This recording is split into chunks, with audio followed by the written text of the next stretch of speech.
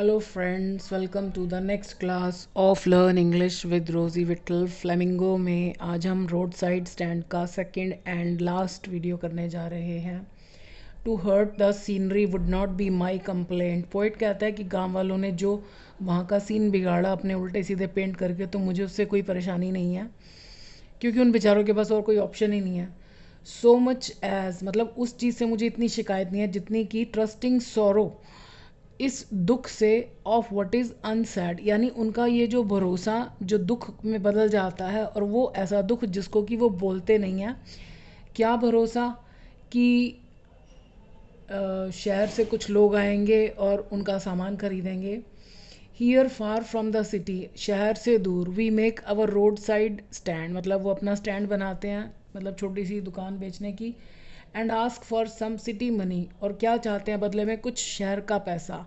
To feel in hand, यानी वो भी कुछ फील कर सकें उस मनी को।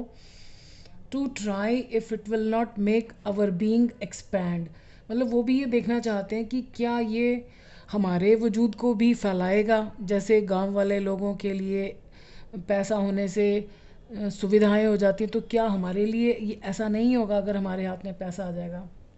मतलब वो ये देखना चाहते हैं। And give us the life of moving pictures promise, और हमें भी ज़िंदगी देगा जैसे मूविंग पिक्चर्स, जैसे फिल्मों में दिखाया जाता है, तो क्या ऐसे हमारी ज़िंदगी भी बदल जाएगी हमारे पास पैसा आने से। That party in power is said to be keeping from us, फिर वो कहते हैं कि शायद वो जो पार्टी पावर में है उसके बारे में ऐसा कहा जाता है कि वो हमें इन चीज़ों से दूर कर रहे हैं, यानी वो ऐसे कुछ रूल्स वगैरह बनाते हैं जिससे उनको ज़्यादा पैसा नहीं मिल पाता है। कवि को इस बात की शिकायत है कि उन गरीब सेलर्स का अनकहा दुख जो उन्हें इसलिए मिल रहा है कि उन्हें भरोसा था कि उनकी मेहनत उन्हें फल देगी, अर्थात वहाँ आने वाले शहर के लोग उनसे सामान खरीदेंगे। The poet has this complaint that the poor sellers are getting the unsaid sorrow, ये ब्रैकेट्स में लिखा है, विच दे डोंट एक्सप्रेस, यानी उनका अनकहा दुख जिसे वो बोलते नहीं, ये सौरों के बाद, which they are getting just because they had hoped that their labour would bear them fruit, उन्होंने उम्मीद की थी कि उनकी जो मेहनत है वो उनको फल पैदा करके देगी। ये इड एस्ट है, आई डी, इड एस्ट ई एस टी, ये लैटिन वर्ड है, इसका मतलब है दैट इज़, अर्थात। अब उनकी मेहनत फल पैदा करेगी, इसका क्या मतलब है। The city people passing from there, यानी वहाँ से निकलने वाले शहर के लोग, वुड बाय देयर गुड्स, उनका सामान खरीदेंगे। शहर से दूर सुविधाओं के अभाव के बीच वे अपने रोड साइड स्टैंड बनाते हैं। फार from the city, amidst lack of facilities, they make their roadside stands and just want to earn some money from the city people, यानी वो शहर से दूर सुविधाओं के अभाव में रोड साइड स्टैंड्स बनाते हैं सिर्फ कुछ पैसा कमाने के लिए सिटी पीपल से। वे कभी फील करना चाहते हैं कि कैसे धन उनका विस्तार करेगा एक आरामदायक जीवन के साथ, जैसा कि वे मूवीज़ में दिखाते हैं। They also want to feel and see how money will expand them, expand मतलब विस्तार करना, विद देयर लाइफ्स कंफर्टेबल, मतलब उनके जीवन कंफर्टेबल हो जाए, as they show in movies, जैसा कि वो फिल्मों में दिखाते हैं। पर फिर सोचते हैं कि जो पार्टी सत्ता में है, पावर में है, वह अपनी पॉलिसीज से उन्हें अपने धन कमाने और कंफर्टेबली जीने के लक्ष्य से दूर रख रही है। उन बेचारों को समझ में नहीं आता, जो भी रीज़न उनको सूझता है तो वो वही कारण मान लेते हैं कि सरकार गलत है या लोग सेल्फिश हैं। But then they think that the party in power with their policies is keeping them away from their goal of earning money and living comfortably. It is in the news that all these pitiful kin, मतलब खबर में ये बात है कि ये सारे जो दयनीय हालत जिन लोगों की है, are to be bought out, मतलब उनसे खरीद लिया जाएगा जो भी उनकी लैंड है, एंड मर्सीफुली, बड़ी दया दिखाकर, गैदर्ड, उनको इकट्ठा कर दिया जाएगा, टू लिव इन विलेजेस, उन गांवों में, next to the theatre and the store, मतलब थिएटर और जो वो शॉपिंग स्टोर बनाएंगे उसकी बगल में उनका रहने का इंतज़ाम होगा उन गांवों में। Where they won't have to think, जहाँ उन्हें सोचना नहीं पड़ेगा, फॉर दमसेल्स एनी मोर, अपने लिए मतलब चिंता नहीं करनी पड़ेगी। वाइल ग्रीडी गुड डूअर्स, जबकि जो लालची गुड डूअर्स, जो अच्छा करने वाले लोग हैं, मतलब बाहर से दिखाते हैं अच्छा करने वाले लेकिन हैं वो लालची। Beneficent beasts of prey, beast of prey होता है शिकार करने वाले पशु। बेनिफिशिएंट मतलब परोपकारी, तो ये बाहर से तो परोपकारी हैं लेकिन अंदर से क्या है, शिकार करने वाले जानवरों जैसे हैं, यानी स्वार्थी। स्वाम ओवर देयर लाइफ, स्वाम होता है जैसे झुंड के झुंड बना लेना, तो ये क्या करेंगे उनके जीवन पर, जो बेचारे गांव वाले गरीब हैं उनको घेर लेंगे चारों तरफ से, मतलब उनको लालच देंगे, उनकी ज़मीनें खरीद लेंगे। एनफोर्सिंग बेनिफिट्स, यानी बेनिफिट्स उन पर थोपेंगे, कि उनको दिखाएंगे कि तुम्हें ये बेनिफिट होंगे, भले ही वो उनके लिए बेनिफिट एक्चुअली ना हो। बेनिफिट्स कैसे हैं, दैट आर कैलकुलेटेड, जो इस हिसाब किताब से बनाए गए हैं, to soothe them out of their wits, कि वो उनको सुकून पहुंचाएंगे लेकिन out of their wits, confuse कर देंगे, इस तरीके से उनको बेनिफिट देंगे। एंड बाय टीचिंग दैम, और उनको सिखाएंगे, हाउ टू स्लीप, कि सोना कैसे है। दे स्लीप ऑल डे, और जबकि सोएंगे वो खुद, उनको कहेंगे कि ठीक है अब तुम्हारे पास है पैसा होगा तो तुम चैन से सोओगे, लेकिन चैन से वो खुद सोते हैं। कैसे, destroy there sleeping at night, अब वो रात में उनसे काम करवाएंगे तो उनकी जो रात की नींद है वो डिस्ट्रॉय कर देंगे। द एंशियंट वे, यानी जो उनका बहुत सदियों से तरीका चला आ रहा था कि रात को सोना और दिन में काम करना, वो उसको भी ख़राब कर देंगे। कवि कहता है कि खबरों के अनुसार इन सब दया के पात्र लोगों को यहाँ से हटा दिया जाएगा। The poet says that according to the news these pitiful people will be evacuated, evacuate होता है किसी जगह से लोगों को हटा देना। After the government has bought their land, ये इसकी हिंदी हाँ लिखी है, मतलब सरकार उनकी जब ज़मीन खरीद लेगी तो उनको वहाँ से हटा दिया जाएगा। और इन गरीब लोगों पर दया, सुपरफिशियल दया, यानी जो बाहरी बाहरी है, खोखली दया दिखाते हुए सरकार जो थिएटर और शॉपिंग स्टोर खोलना चाहती हैं उन्हीं के नज़दीक इन्हें बसा देगी, गांव वालों को।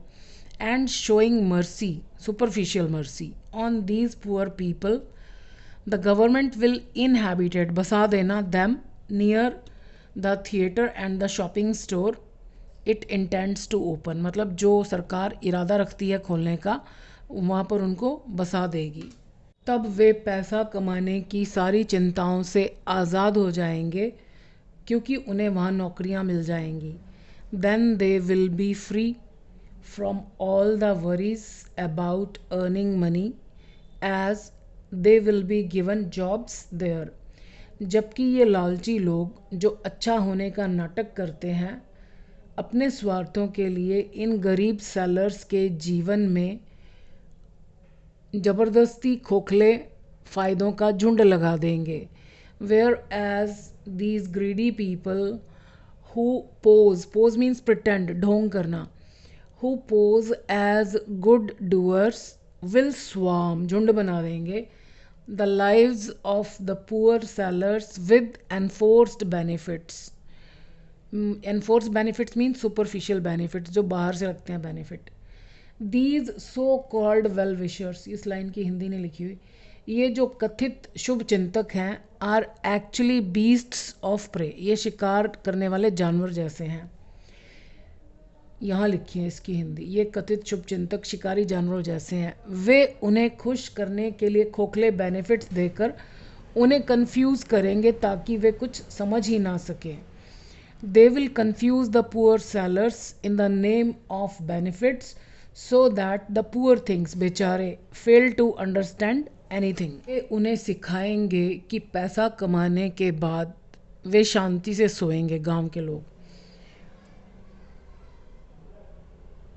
They will teach the poor sellers they can sleep soundly, अच्छी तरह से सोना, after earning money, और असल में वे खुद आराम की नींद सोएंगे, but actually it is they, जो अमीर लोग हैं जो वहाँ थिएटर और स्टोर खोलेंगे, it is they who will be enjoying there sleep, असल में तो वही हैं जो नींद का मज़ा लेंगे, क्योंकि वे अपने फ़ायदे के लिए उन्हें रात को जगाएंगे और काम करवाएंगे।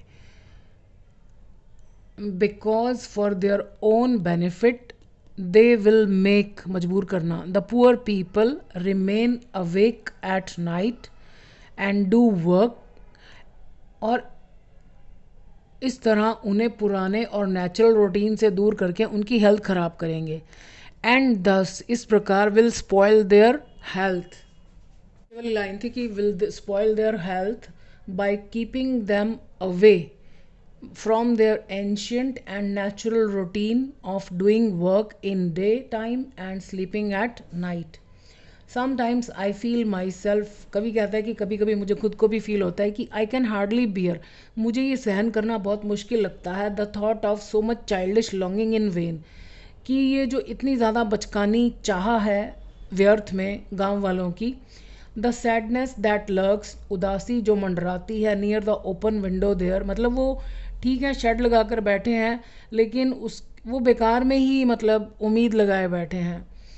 दैट वेट्स ऑल डे, वो ओपन विंडो जो कि सारा दिन इंतज़ार करती है, इन ऑलमोस्ट ओपन प्रेयर, जैसे वो खुल्लम खुल्ला प्रार्थना कर रही हो, for the squeal of brakes, brakes के चीखने की आवाज़ की, the sound of a stopping car, किसी गाड़ी के रुकने की आवाज़ की इंतज़ार कर रही हैं, of all the thousand selfish cars that pass, जितनी मतलब ऑफ मतलब में से, जो हज़ार स्वार्थी कारें वहाँ से निकलती हैं, यानी स्वार्थी लोग, जस्ट वन टू इंक्वायर, मतलब वो रुकते हैं, एक रुकता है इंक्वायरी करने के लिए, what are farmers prices are, कि किसान की चीज़ों के प्राइसेस क्या है, एंड वन डिड स्टॉप, और एक रुकता है, only but only to plough up grass, grass में से, प्लो अप ग्रास मतलब घास में से निकालने के लिए अपनी गाड़ी को, इन यूजिंग द यार्ड, या फिर वो रुकता है, किसी का यार्ड होता है जो घर के बाहर आंगन बना होता है, to back and turn around, मतलब गाड़ी को बैक करने के लिए और घुमाने के लिए वो किसी का यार्ड यूज़ करता है, जहाँ घास उगी है तो वो घास को भी हिलाता है, एंड अनदर, और कोई और रुकता है, टू आस्क द वे, कि रास्ता, to where it was bound, कि वो रास्ता कहाँ जाता है। सभी को यह सब सहन करना बहुत मुश्किल लगता है कि ये गांव वालों की बचकानी हसरत इच्छा है कि शहर के लोग उनके शेड की खिड़की पर कुछ खरीदने के लिए आएंगे। The poet finds it very hard to bear the childish longing, मतलब डिज़ायर, हसरत, of the villagers, that some city people will come to the shade of the window to buy something. कवि जानता है कि उस खिड़की के पास एक उदासी मंडराती है, क्योंकि मन ही मन वे भी जानते हैं कि शहर के लोग उनसे सामान खरीदने के लिए नहीं रुकेंगे। The poet knows that a sadness lurks होता है मंडराना, near the window, because inwardly, मन ही मन, they also know that the city people will not stop there to buy anything from them. वे पूरा दिन इस प्रार्थना में बिता देते हैं कि उन्हें किसी ब्रेक के चीखने की आवाज़ सुनाई दे और किसी कार के रुकने की आवाज़ सुनाई दे। They spend the whole day in this prayer that they may hear the squeal, मतलब चीखने की आवाज़, squeal of brakes causing a car to stop, यानी जो कार के रुकने का कारण बने। लेकिन यह लंबी इंतज़ार और सारे दिन की प्रार्थना निराशा में बदल जाती है जब हज़ारों स्वार्थी लोग कारों में वहाँ से गुजर जाते हैं, यानी बिना कुछ खरीदे। But this long wait and the whole day prayer result, दो चीज़ें हैं इसलिए एस नहीं लगाया, result in disappointment when thousand selfish people pass by from there in their cars.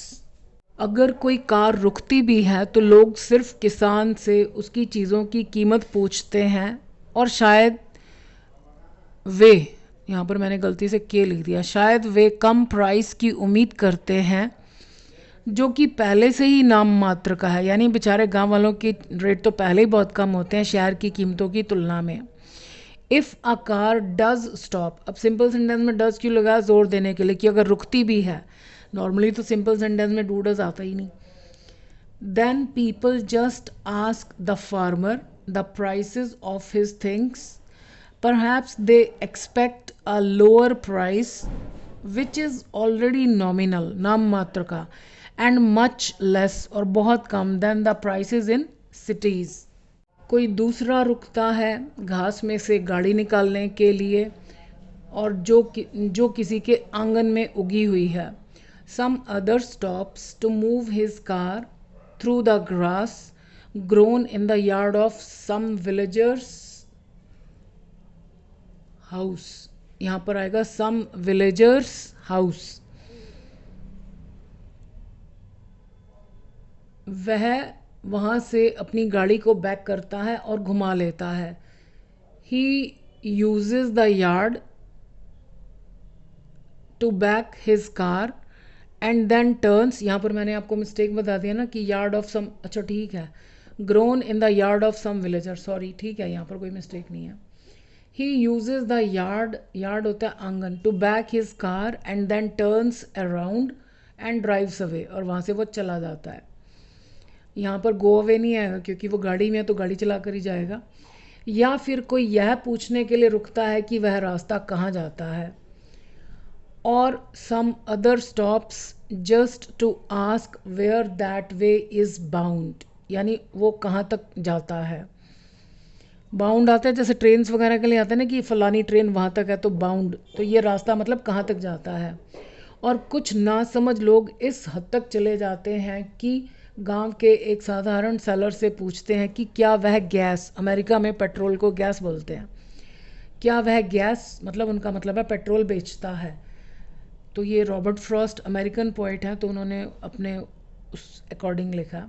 Some senseless people go to the extent, हद of asking a humble या petty, साधारण, मामूली, दोनों में से कोई भी वर्ड लगा सकते हो, seller if he sells gas या पेट्रोल। कवि रूडली कहता है कि क्या वे देख नहीं सकते कि उनके पास नहीं होता है। द पोइट सेज रूडली, ये पोइट के वर्ड्स एज इट इज़ लिखे इसलिए इन्वर्टेड कॉमर्स में है।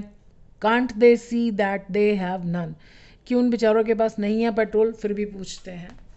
No, in country money the country scale of gain, यानी जो कंट्री मनी यानी जो देहात में पैसा है, और कंट्री स्केल जो लेवल है गेन का, प्रॉफिट का, the requisite lift off spirit, यानी जो रिक्वायर्ड लिफ्ट है उनकी सोल्स, उनकी लाइफ्स को ऊंचा करने के लिए जो चीज़ें रिक्वायर है, हैज़ नेवर बीन फाउंड, वो वहाँ कभी नहीं मिली हैं। और so the voice of the country seems to complain, या फिर आप यूँ कह लो कि जो कंट्री की आवाज़ है यानी देहात की आवाज़, ऐसा लगता है उनको यही शिकायत है कि वहाँ उन तक कभी उतना पहुँचा ही नहीं जितनी उनको ज़रूरत है।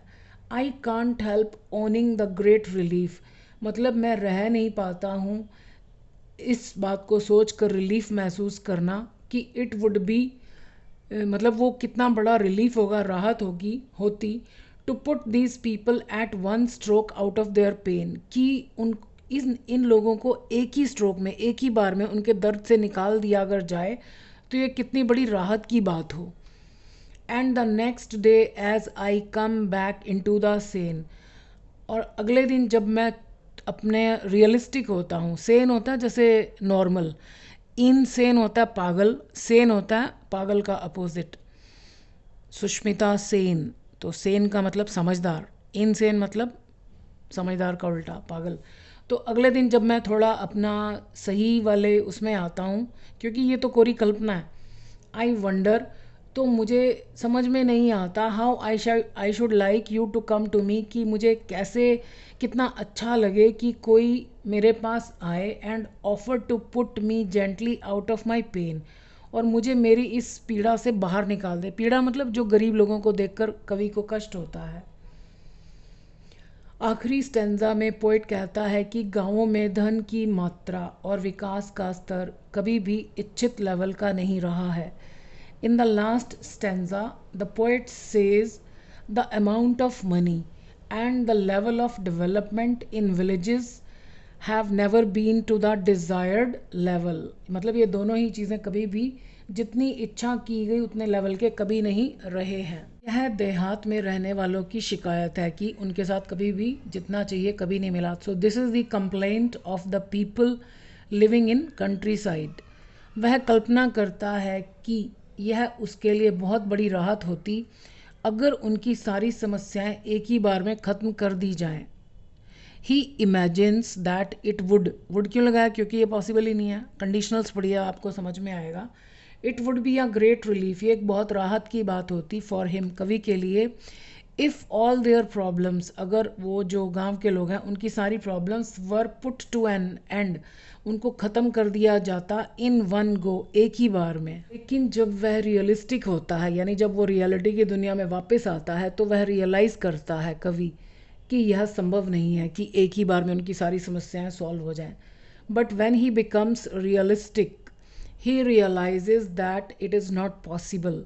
वह सोचता है कि अगर कोई होता और गरीबों के दुखों के कारण पैदा हुई उसकी इस पीड़ा, कवि की इस पीड़ा में से उसको बाहर निकालने की ऑफ़र करता, उनके लिए ज़रूरत भर का काम करके।